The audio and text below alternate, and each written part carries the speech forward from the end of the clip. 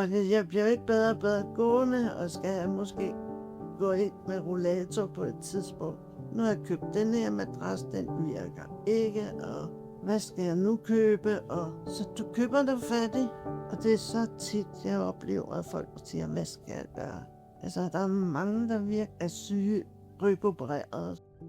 Altså, det er jo der, jeg har erfaringen fra.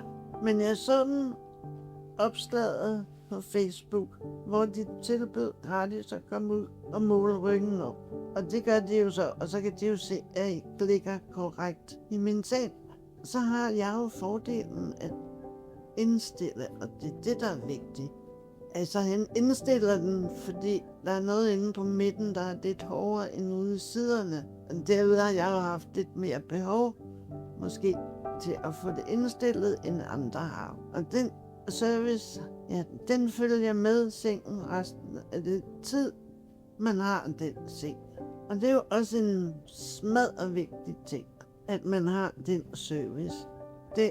Det kan man slet ikke sammenligne. Det her, det er noget helt andet.